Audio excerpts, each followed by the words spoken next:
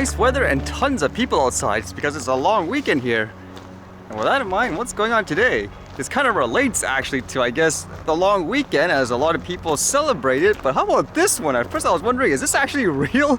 It says here, New York police will use drones to monitor backyard parties this weekend, sparing privacy concerns. Imagine that. I know, again, they introduced all those new rules where you have to pay for, I guess, permission, for example, to fly your drone around areas. And now ever since they did that, they're going crazy, it seems like, with officials using drones. As it says here, those attending outdoor parties or barbecues in New York City this weekend may notice an uninvited guest looming over their festivities, a police surveillance drone. The New York City Police Department plans to pilot the unmanned aircrafts in response to complaints about large gatherings, including private events over Labor Day weekend, officials announced Thursday. If a caller states there's a large crowd, a large party in a backyard, we're going to be utilizing our assets to go up and go check in the party, Kaz Daughtry, the assistant NYPD commissioner, said at a press conference. The plan drew immediate backlash from privacy and civil liberties advocates, raising questions about whether such drone use violated existing laws for police surveillance. That is crazy. This is, again, everything that people try to say, oh, a recreational person's doing. It's usually officials, again, like with stories like these. And as one person says here, it's a troubling announcement and it flies in the face of the Post Act, said Daniel Schwartz, a privacy and technology strategist at the New York Civil Liberties Union, referring to a 2020 city law that requires the NYPD to disclose its surveillance tactics. Deploying drones in this way is a sci-fi inspired scenario. Is that the move was announced during a security briefing focused on Jover, an annual Caribbean festival marking the end of slavery that brings thousands of revelers and a heavy police presence to the streets of Brooklyn. Daughtry said the drones would respond to non-priority and priority calls beyond the parade route. Yeah, it is kind of crazy overall, where they just kind of decided, okay, I guess we could use it. In general, like I said, if it's a tool and it makes things better, then I guess it's good in that sense. But just in general, they've been saying never do this and that for a regular person, but all of a sudden they're doing it now in this kind of crazy way too.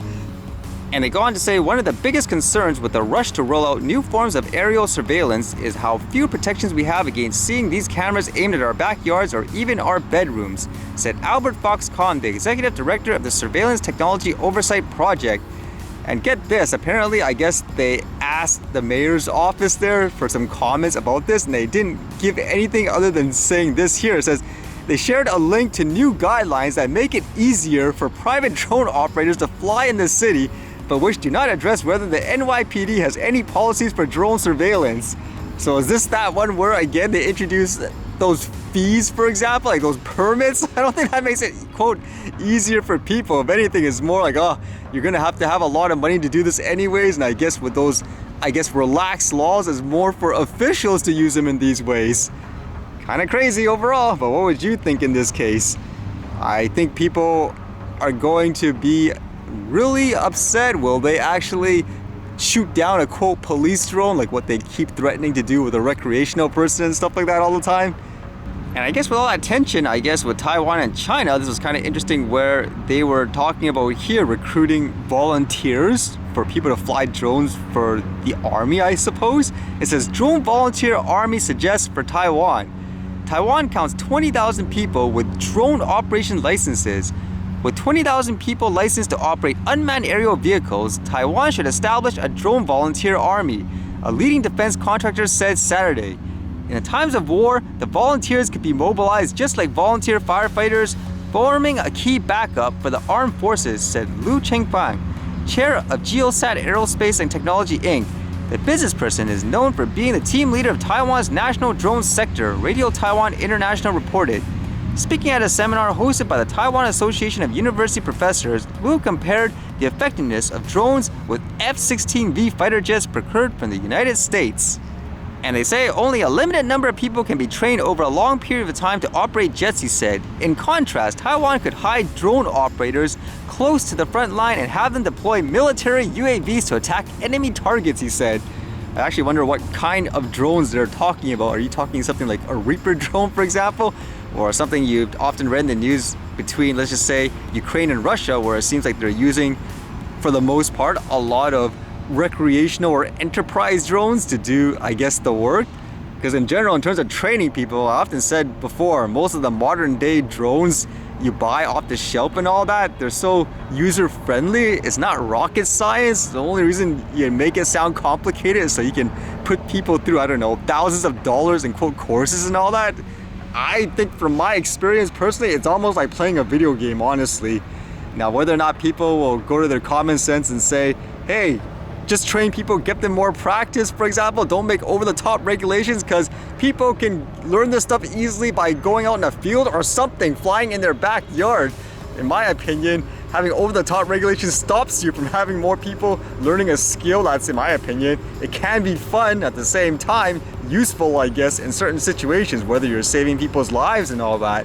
So will people actually relax regulations with scenarios, I guess, like these, where you want people with that skill set? And the last thing I read today was kind of interesting. It talked about how there was a study here in terms of homeless people where, like it says here, if you gave them $7,500 each, how would they fare?